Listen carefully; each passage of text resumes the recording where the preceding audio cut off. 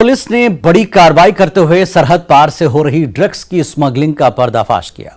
Police ने 2 drugs स्मगलरों को गिरफ्तार किया है। पुलिस ने सज्जाद अहमद और जहीर अहमद को गिरफ्तार किया। दोनों का ताल्लुक कुपवाड़ा से है। उनके पास से 70 करोड़ की हेरोइन जब्त की गई है, जबकि लाखों की नकदी भी बरामद की गई है। पाकिस्तान से ड्रग्स भेजी गई थी। बैग पर पाक अफगान के निशान हैं।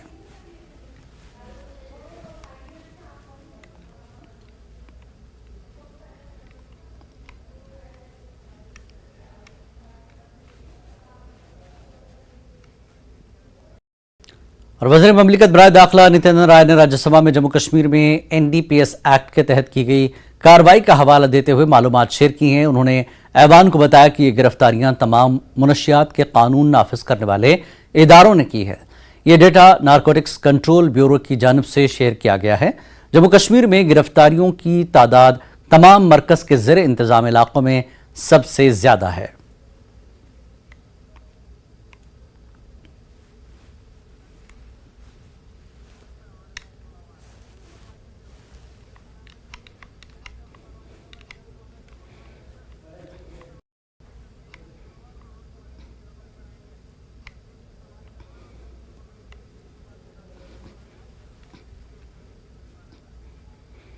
शब्बीर अहमद हमारे साथ इस वक्त हमारे नुमाइंदे जुड़ चुके हैं। ड्रग्स पकड़ी गई है बड़ी मकदार में। शब्बीर, क्या अपडेट इस वक्त आप दे रहे हैं?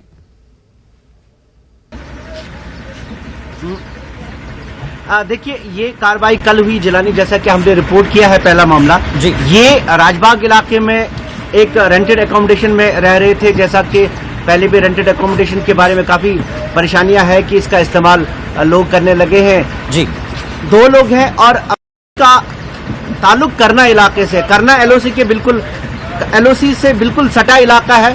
और अमरुई जो इलाका है जिलानी, ये ऐसा इलाका रहा है कि जहां से सबसे ज्यादा हेरोइन, जो हाई ग्रेड हेरोइन शुरू से कश्मीर में आती रही है, वो इसी इलाके से आई और LOC के उस पार से आ रही है। एक बार फिर स्टैब्लिश हो चुका।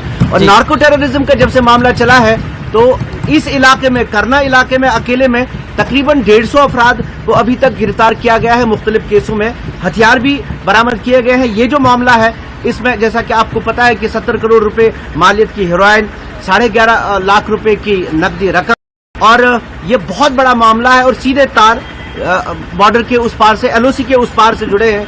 वहां से ही ये हाई ग्रेड हेरोइन आती रही है। और जब हमने कई बार इस पे स्टोरीज भी की है जो इन मामलों में मुलविस है। एक बार तो मैंने एक शख्स से पूछा तो उन्होंने सीधा कहा कि यहाँ से वो श्रीनगर से करना जाते थे, वहां रुकते थे, क्योंकि यहाँ पे चरस और जो बाकी नारकोटिक्स है वो तो कई और इलाकों से मिलते हैं, लेकिन हाई ग्रेड हेरोइन सिर्फ वहीं से आती है। और अब हथियार भी इसके साथ आते हैं। अब इसका इस्तेमाल बाकायदा टेररिज्म में इस्तेमाल होता है, यानी सीधी ये जो रकम हासिल होती है, जो टेरर फंडिंग में इस्तेमाल होती है। तो एक तरीके से आप वहां से जहर रहे हो और इस जहर से हासिल होने वाली रकम जो है वो भी आप इंसानों को मरवाने के लिए इस्तेमाल कर रहे हो। जी बिल्कुल। इस पर काफी कंट्रोल करने की बात जो है LG की तरफ से भी की गई। और हम अक्सर देखते हैं दिलबाग सिंह जो है इस पर बोलते भी हैं कि किसी बड़ी हद तक हमने इस पर कंट्रोल पा लिया। लेकिन अभी भी एक सवाल बनता है, जब 70 करोड़ की हेरोइन जो है वादी पहुंचती है और पैसा पहुंचता है,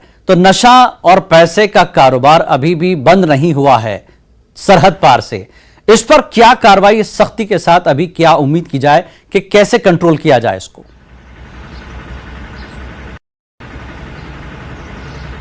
देखिए, अभी आपने ये कहा कि 2085 अफराद को 2022 में ही गिरफ्तार कर दिया गया। जी, पुलिस और बाकी जो सिक्योरिटी एजेंसियां इसमें बहुत सख्त हो गई हैं अब। हालांकि शुरुआत में जब ये धंधा शुरू हुआ तब में इतनी ज्यादा कार्रवाई नहीं हुई, या ये ईमानदारी से कहेंगे, लेकिन अब बहुत सख्त कार्रवाई होती है, क्योंकि अब इसमें मामला मिलिटेंसी का भी आ गया है। अब ये पैसा टेररिज्म में इस्तेमाल होता है बाकायदा। तो अब 2000 NDPS एक्ट के साथ साथ कई लोगों को कुपवाड़ा में ही, इसी इलाके में ही PSA के अंडर भी गिरफ्तार किया गया ताकि ये छूट ना पाए। लेकिन गिरफ्तारियां जब तक इसमें गिरफ्तारियां इसको रोक नहीं पाएंगी। ये धंधा है, इसमें पैसा बहुत है।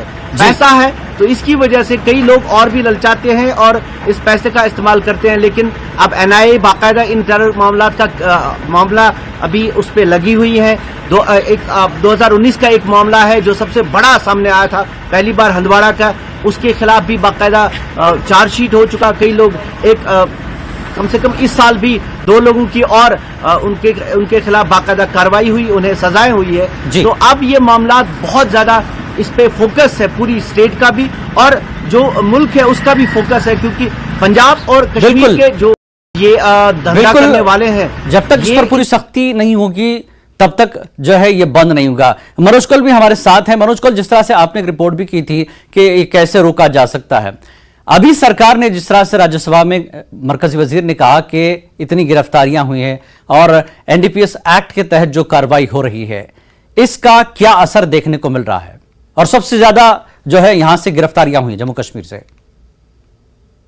हाँ देखें जिलानी, ये जो ड्रग्स का कारोबार है, जैसा कि शबीर बता रहे थे, ये नार्को टेररिज्म है। इसका सीधा जो वास्ता है वो दहशतगर्दी के साथ है। पाकिस्तान की लगातार ये कोशिश रही है, चाहे हो या फिर आप जम्मू कश्मीर हो, वो लगातार ये कोशिश कर रहा है कि एक तरफ से जहां कोशिश करे कि जो सबवर्सिव एक्टिविटीज है, जो टेररिस्ट एक्टिविटीज है, उनको बढ़ावा दिया जाए और साथ ही उसके लिए जो पैसा इकट्ठा करना है वो पैसा भी इकट्ठा किया जाए। और उस पैसा इकट्ठा करने के लिए उसके पास एक वाहिद रास्ता यही है कि वो ड्रग्स का कारोबार करे। हमने देखा कि पाकिस्तान लगातार सरहद पार से या कंट्रोल लाइन के उस पार से यहाँ ड्रग्स भेज रहा है। ये पहली बार नहीं हुआ है, जबकि लगातार ऐसी कोशिशें की जाती रही हैं, क्योंकि अब जो सिक्योरिटी फोर्सेज हैं वो काफी अलर्ट हो चुके हैं और कार्रवाइयां बहुत ज्यादा हुई है। जैसा कि राज्यसभा में कि गिरफ्तारियां सबसे ज्यादा अगर किसी यूटी में हुई है एनडीपीएस एक्ट के तहत तो वो जम्मू कश्मीर में हुई है। यानी पुलिस और बाकी जो अमला है, जो सिक्योरिटी एजेंसी है, वो लगातार अब जो ड्रग पेडलर्स है या जो नार्को टेररिज्म के साथ लोग वाबस्ता हैं उनके खिलाफ कार्रवाई कर रही है। हमने देखा कि जहां आज इस तरह का जो कंसाइनमेंट पकड़ा गया है, ये सीधा कंट्रोल लाइन के उस पार से करना के रास्ते से श्रीनगर तक पहुंचाया गया है, जहां से इसको आगे बढ़ाना था। इसके अलावा हमने ये भी देखा कि जो ड्रोन ड्रॉपिंग्स है, ड्रोन के जरिए भी हथियारों के साथ साथ नार्कोटिक्स भी ड्रॉप किए गए। हमने देखा चाहे सांबा हो, कठुआ हो, बाकी जो इंटरनेशनल बॉर्डर्स हैं, वहां कई ऐसी हरकतें देखी गई पाकिस्तान की तरफ से, जहां ड्रोन के जरिए जम्मू कश्मीर में ड्रग्स पहुंचाए जा रहे हैं। कोशिश पाकिस्तान की यही है कि यहाँ टेररिज्म जो अब खत्म होने की कागार पर है, इस पर काफी कार्रवाइयां हुई है सिक्योरिटी फोर्सेज की तरफ से, वो उस चीज को जिंदा रखने के लिए इस्तेमाल कर रही है। इसका सहारा ले रहा है पाकिस्तान। शंकर आनंद भी हमारे साथ जुड़े हुए हैं। शंकर, जैसा कि मनोज कौल ने कहा कि एक हद तक जो है मिलिटेंसी को खत्म करने में सरकार कामयाब हुई है, लेकिन ये जो ड्रग्स के जरिए पैसे का इस्तेमाल फिर दोबारा मिलिटेंट को पैदा करने की एक नाकाम हुई है। और राज्यसभा में जिस तरह से नित्यानंद राय ने तफसीलात दी है, जम्मू कश्मीर में एनडीपीएस एक्ट के तहत जो गिरफ्तारियां हुई है, जो पकड़ धकड़ हुई है, तो सरकार पूरी तरह से मिलिटेंसी को खत्म कर रही है। ऐसे में अब नशे का जो है मामला सामने आ रहा है, नशे के जरिए पैसा कमाकर फिर मिलिटेंट पैदा करने की कोशिश हो रही है। सरकार ने इस पर भी काबू पाया है, क्योंकि ये ताजा मामला है जिससे सरकार ने रोका है, पकड़ा है इस चीज को, 70 करोड़ की हीरोइन को। शंकर, वाकई में देखिए जिस तरह से वाकई में देखा जाए, जिस तरह से मनोज कौल जी भी बता रहे थे, नार्को टेररिज्म और खास तौर पर जम्मू कश्मीर और पंजाब के मसले पर जिस तरह से बताया जा रहा था, इस मसले को और मैं स्टेप आगे बताना चाहूंगा इस चीज पे कि जिस तरह से मादक पदार्थों की तस्करी को और उसको नियंत्रित करने के लिए जिस तरह से अब कहा जा सकता है कि केंद्रीय जांच एजेंसियों की भूमिका काफी महत्वपूर्ण हो गई है, और खास तौर पर केंद्रीय जांच एजेंसियां जम्मू कश्मीर और पंजाब वाला जो बॉर्डर एरिया है वहां पर विशेष तौर पर नजर रख रही है। अभी पिछले कुछ दिन पहले ही इस मामले को लेकर केंद्रीय जांच एजेंसियों की एक बेहद महत्वपूर्ण बैठक भी हुई थी, और खास तौर पर जिस तरह से राष्ट्रीय खुफिया ग्रिड, यानी जिसको नेट ग्रिड के नाम से हम लोग जानते हैं, और इसके साथ ही बीसीए खुफिया एजेंसी जिसको एफआईयू के नाम से हम लोग जानते हैं, और इसके साथ साथ राष्ट्रीय फोरेंसिक विज्ञान विश्वविद्यालय और एनसीबी के द्वारा एक महत्वपूर्ण बैठक हुई थी, और उस महत्वपूर्ण बैठक में तमाम मसलों पर चर्चा किया गया कि किस तरह से इस मामले पर आगे बढ़ना है, किस तरह से जो नार्को टेररिज्म है उसको खत्म किया जा सकता है, किस तरह से इस पर लगाम लगाया जा सकता है, और खास तौर पर जम्मू कश्मीर और पंजाब में किस तरह से इस मामले पर और ज्यादा रोकथाम लगाना है। इसके साथ साथ किस तरह से इस मामले पर विदेशी जो खुफिया एजेंसियां होती है उसके साथ में भी तालमेल बैठाना है, क्योंकि अगर ये मसला सिर्फ भारत का नहीं है, विदेशों में भी है। और खास तौर पर जिस तरह से एक पूरा एक बड़ा सा एक नेटवर्क तैयार हुआ है इन नार्को टेररिज्म का, तो उसको लेकर अभी 24 द्विपक्षीय समझौते भी हुए हैं, कई अन्य दूसरे देशों के साथ में भी हुए हैं। तो एक तरह से कहा जा सकता है कि एक नार्को टेररिज्म को खत्म करने के लिए, उस पर लगाम लगाने के लिए भारत की तमाम खुफिया एजेंसियां, जांच एजेंसियां एक साथ मिलकर के काम कर रही हैं। और इस मामले को लेकर जम्मू कश्मीर के जो वरिष्ठ पुलिस अधिकारी हैं उनके साथ भी जुड़े हुए हैं और उन तमाम मसलों पर चर्चाएं भी हो रही हैं कि कैसे इस पर रोकथाम लगाना है। निश्चित तौर पे इसका असर देखने को मिलेगा। और केंद्र सरकार की अगर बात करें तो केंद्र सरकार आने वाले वक्त में एनडीपीएस एक्ट को और ज्यादा मजबूत करने वाली है। एनडीपीएस एक्ट को और कई उसमें संशोधन करके इतना इस कानून को आने वाली है जिससे कि उन नशे के कारोबार को अंजाम देने वाले लोगों के खिलाफ ठोस और बड़ी कार्रवाई को अंजाम दिया जा सके। एक तरह से कहा जा सकता है कि आने वाले वक्त में एनडीपीएस एक्ट के तहत जो कोई भी आरोपी फंसेगा उसके खिलाफ सख्त कार्रवाई होगी। तो एक तरह से कह सकते हैं कि अभी जिस तरह से बकायदा इस एक्ट के तहत अभी कार्रवाई होती है और जिस तरह से इस मामले में जिस तरह से ड्रग्स माफियाओं के खिलाफ कार्रवाई होती है, तो आने वाले वक्त में किस तरह का कार्रवाई और आगे करना है, किस तरह से इस पे नार्को टेररिज्म पे लगाम लगाना है, इसके लिए तमाम कवायद जो है वो चल रही है। और कहा जा सकता है कि आने वाले 6 महीनों के दौरान में इस एक्ट और ज्यादा कुछ संशोधन करने के लिए जो प्रस्ताव है वो आगे लाया जा सकता है। जी बहुत बहुत शुक्रिया शंकरानंद, शब्बीर आपका भी और मनोज कौल आपका भी, आप तमाम का शुक्रिया इस पर तफसीली गुफ्तगू करने के लिए। तो बहरहाल सरकार इस कानून को और भी सख्त करने जा रही है। सिर्फ ड्रग्स का मामला नहीं है, यह मिलिटेंसी का भी मामला है। जो ड्रग्स के मामले में पकड़ा जाएगा इस तरह की कार्रवाई में, उस पर मिलिटेंट के होने का भी जो है आरोप लगेगा और वो सख्त कार्रवाई का सामना करेगा। यहां रुकेंगे एक छोटे से ब्रेक के लिए, ब्रेक के बाद फिर हाजिर होते हैं। कि एक अहम खबर आपको दे दें, कोरोना के बढ़ते मामले, मरकजी हुकूमत अलर्ट। वजीर सेहत मनसुख मांडविया की आज मीटिंग होगी और रियासतों के वज़ीर सेहत के साथ 12 बजे ये मीटिंग होगी। बड़ी खबर इस वक्त की मरकजी हुकूमत अलर्ट है। कोरोना के बढ़ते मामलों को लेकर सरकार संजीदगी से इस पर आज बात करेगी। वज़ीर सेहत मनसुख मांडविया की आज मीटिंग, रियासतों के वज़ीर सेहत के साथ 12 बजे मीटिंग होगी। किन रियासतों में ये मामले ज्यादा हो रहे हैं, उन रियासतों के लिए क्या गाइडलाइंस जारी होगी। कोरोना के मामले को लेकर एक अच्छा तजुर्बा हिंदुस्तान के पास है, तमाम रियासतों के पास है, लेकिन एक बार फिर कोरोना के मामले बढ़ रहे हैं मुल्क की मुख्तलिफ रियासतों में। बढ़ते मामलों को लेकर सरकार संजीदा है और अलर्ट है। ऐसे में वज़ीर सेहत मनसुख मांडविया की आज मीटिंग है, रियासतों के तमाम वज़ीर सेहत के साथ, हेल्थ मिनिस्टर्स के साथ 12 बजे ये मीटिंग होगी।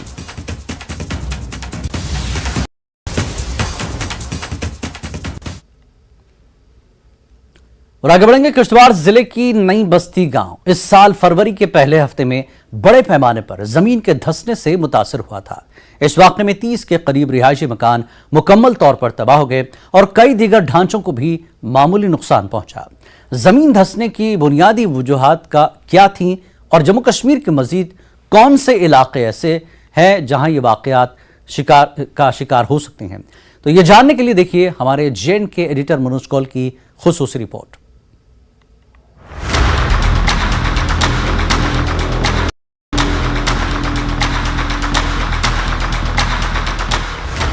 4 फरवरी 2023 को जिला किश्तवाड़ के ठाटरी सब डिवीजन की नई बस्ती हेमलेट, जिसमें 85 खानदान आबाद थे, जमीन के धंसने से मुतासिर हुए।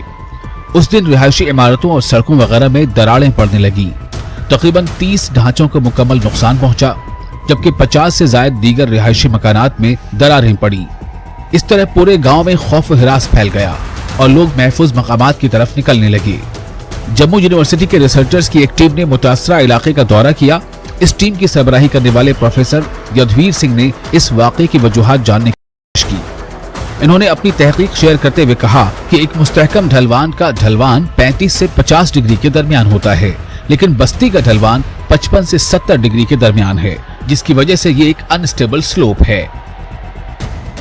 तो स्लोप ग्रेडियंट बहुत हाई था जिस पे कंस्ट्रक्शन हुई है, और कंस्ट्रक्शन होने से ड्रेनेज नहीं था, वो सारा पानी जो है वो वहीं स्लोप में एग्जिस्ट करता रहा, वहीं जाता रहा पानी के। हाउस होल्ड का पानी उन रॉक्स में, नीचे रॉक्स हैं, ऊपर जो है डेब्रिस है, लेकिन जब राख में चला जाता है उसकी वजह से क्या होता है, वो रात को फ्रीज हो जाता है और दिन में जब टेम्परेचर थोड़ा बढ़ जाता है तो जिसकी वजह से वो फ्रीज जो हुआ होता है वो खुल जाते हैं, क्रैक्स खुल जाते हैं। तो ये जितने ज़्यादा फ्रैक्चर्स उस राक्स में आ जाएं तो उसकी राक्स की जो स्ट्रेंथ जो है वो कम हो जाती है, और ये सबसे इंपॉर्टेंट फैक्टर था वहाँ पे जो ये फेलियर हुआ है। ओवरबर्डन से पानी जो है वो रॉक्स में गया है, रॉक जो है उसने अपनी स्ट्रेंथ जो है लूज की है क्योंकि वहाँ ड्रेनेज प्रॉपर था नहीं, स्लोप ग्रेडियंट बहुत ज़्यादा था।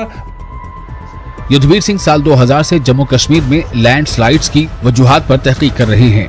अपने तजुर्बा शेयर करते हुए उन्होंने न्यूज 18 को बताया कि जम्मू खित्ते में और भी बहुत से इलाके हैं जिनमें उधमपुर से लेकर बानिहाल तक का इलाका कौमी शाहराह 44 के साथ है।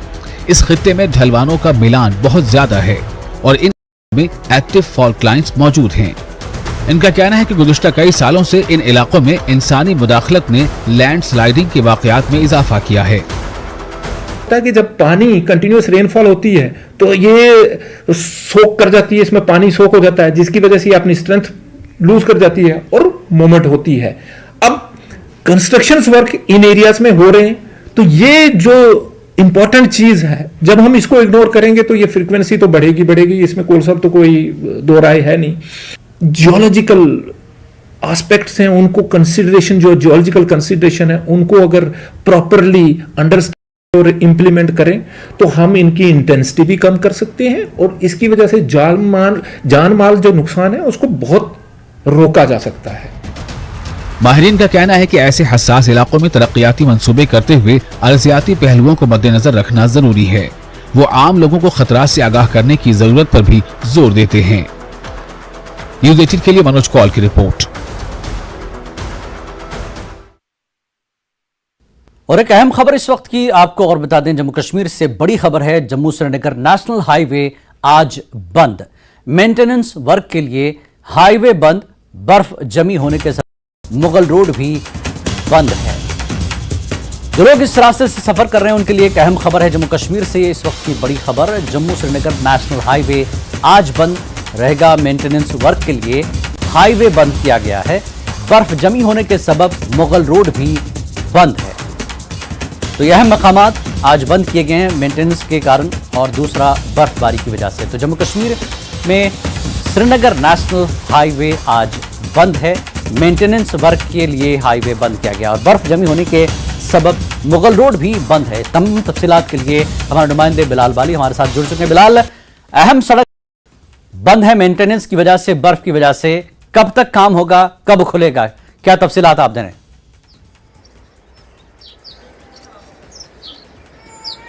देखिए जिलानी, जम्मू कश्मीर इंतजामिया ने जो एक फैसला लिया था आज से 3-4 दिन पहले के फ्राइडे के दिन यानी 7 तारीख को सुबह 6 बजे से लेके 8 तारीख के सुबह 6 बजे तक जम्मू कश्मीर जो नेशनल हाईवे है NH-44 जिसे हम कहते हैं, नाशरी टनल और बानिहाल नवयुगर टनल के दरमियान में जो स्ट्रेच आता है, रामर बानिहाल स्ट्रेच हम जिसे कहते हैं, वहां पर मेंटेनेंस का काम करना है, उसकी जो रिपेयरमेंट है जो हाईवे की उसको लेकर काम किया जाना है। उस सिलसिले में पाबंदी लगाई गई है, शाहरा पर किसी भी तरह की आमदरफ्त नहीं होगी। जो SSP ट्रैफिक मोहिता शर्मा ने जो जानकारी दी थी, एक आदेश जो है वो साझा किया था आवाम के साथ और उसके जरिए इतला दी गई थी कि आवाम से रिक्वेस्ट की गई थी कि वो आज के दिन के लिए प्लान जो भी सफर का होगा वो कैंसिल करें, क्योंकि जम्मू से नेशनल हाईवे का रामबन बानिहाल स्ट्रेच के दरमियान रिपेयरिंग का काम और मेंटेनेंस का काम होना है। जहां पर खड्डे हैं, जहां सड़क की खस्ता हाली, जहां पर सिंगल वे है उसको वाइडन किया जाएगा, कहीं मकामात पर ब्लैक टॉप किए जाने की भी यहाँ पर खबर थी। इस सिलसिले में उन्होंने ये आवाम को साथ जानकारी जो है वो शेयर की थी कि आज के दिन सफर करने से गुरेज करें, क्योंकि शाहरा पर रामबन बानिहाल स्ट्रेच के में आज यहाँ पर मेंटेनेंस का काम होना है। ताहम इमरजेंसी गाड़ियों को यहाँ एक्सक्लूड रखा गया था। अगर कोई इमरजेंसी गाड़ी इस वक्त जम्मू से श्रीनगर या श्रीनगर से जम्मू जाना चाहती है, कोई एम्बुलेंस है, कोई डेड बॉडी है, कोई मरीज ऐसा है जिसके पास पहुंचना जरूरी है, उनको जहां पर चलने की इजाजत दी जाएगी। थोड़ा सा उनको परेशानी तो आएगी, लेकिन उन्हें अपनी मंजिलों की जानिब रवाना करना जो है वो अथॉरिटीज की जिम्मेदारी है। वहीं जम्मू से उधमपुर के दरमियान ट्रैफिक है वो एज पर रूटीन चलेगा। वहीं पर डोडा किश्तवाड़ भद्रवाह का जो ट्रैफिक है वो भी एज पर रूटीन चलेगा, लेकिन नाशरी से बानिहाल के दरमियान का जो सफर है वहां पर किसी भी तरह की गाड़ी को चलने की इजाजत नहीं होगी। वहीं वादी से जम्मू की जानिब आने वाले किसी को चलने की इजाजत नहीं होगी, ख्वाह वो मुसाफिर बरदार गाड़ी हो या माल बरदार गाड़ी हो, ताकि लोगों को परेशानी ना हो। इसलिए उन्होंने ऑर्डर पहले ही साझा किया था और हमने भी आवाम तक ये मैसेज, ये खबर पहुंचाने की कोशिश की थी कि आज तारीख यानी 7 तारीख के दिन को जो है 24 घंटे के लिए शाहरा की जो मरम्मत, तजदीद और मरम्मत का काम होना है, इस सिलसिले में शाहरा पर किसी भी तरह का ट्रैफिक नहीं चलेगा। वहीं अगर हम मुगल रोड की बात करेंगे, वहां पर लगातार स्नोफॉल और बर्फ जो है वो जमी हुई है, जिसकी वजह से उसका खुल पाना अभी तक मुमकिन नहीं हो पाया है, वो भी बंद है। SSG रोड जो है वो खुला हुआ, वहां पर ट्रैफिक चल रहा है, लेकिन जम्मू से नेशनल हाईवे जो अहम हाईवे है उसको आज ट्रैफिक की आमदरफ्त के लिए बंद रखा गया है। और जो जम्मू कश्मीर इंतजामिया ने, ट्रैफिक पुलिस ने जो हमसे इंफॉर्मेशन शेयर की थी उसमें यही कहा गया था कि इसकी तजदीद और मरम्मत, इसका ब्लैक टॉप होना है और उस पर काम होना है। जी जिलानी जी, बहुत बहुत शुक्रिया बिलाल इस पूरी जानकारी के लिए। तो हमारे चैनल के थ्रू जो लोग इस सड़क पर सफ़र करना चाहते हैं उनके लिए हम बता दें कि एक बार फिर कि नेशनल हाईवे पर, जी हाँ, श्रीनगर नेशनल हाईवे आज बंद रहेगी। मेंटेनेंस वर्क के लिए हाईवे बंद किया गया है और बर्फ जमे होने के सबब मुगल रोड भी बंद है। आज इस रोड पर सिर्फ इमरजेंसी सर्विस को ही अलाउ किया जाएगा, वो भी इंतजामिया देखकर।